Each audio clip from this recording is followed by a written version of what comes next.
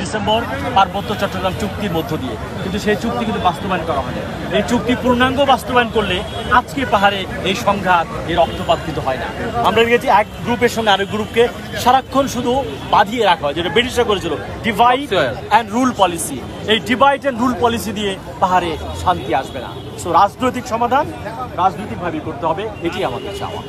আপনারা বিভিন্ন বৈষম্যের অভিযোগ করছেন, এটা একটু বলবেন কিনা যে কি কি বৈষম্যের আসলে শিকার হচ্ছেন পাহাড়ি জনগণ? সেটা আমি শুরুতেই বলেছি। ধরা যাক বাংলাদেশের 61 জেলায় হচ্ছে সিভিল প্রশাসন, কিন্তু পার্বত্য চট্টগ্রাম হচ্ছে সামরিক শাসন চলছে সেই 1757 সাল থেকে।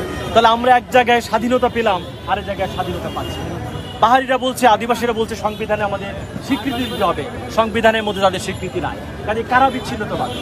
যারা সংবিধানের স্বীকৃতি চায় তারা, নাকি আমরা যারা দিই না তারা? যারা সেখানে সিভিল প্রশাসন চায় তারা, নাকি যেখানে আমরা সামরিক শাসন চাপিয়ে দিই তারা? কাজে আমরা বলেছি পূর্ব বাংলাদেশ যেভাবে চলে, পাহাড়কে সেরকম একটা বেসামরিক প্রশাসনের মধ্যে আনতে হবে। আবার একটা রাজনৈতিকভাবে এই পার্বত্য চট্টগ্রামের চুক্তি পূর্ণাঙ্গ বাস্তবায়ন করতে হবে। এর মধ্য দিয়ে পাহাড়ি নারী পুরুষ, দেখেন নারীরা কিন্তু পাহাড়ে বেশি নির্যাতনের শিকার হয়, তাদের মুক্তি এখানে এই রাজনৈতিকভাবেই সম্ভব। ধন্যবাদ, থ্যাংক ইউ। একটু আপনার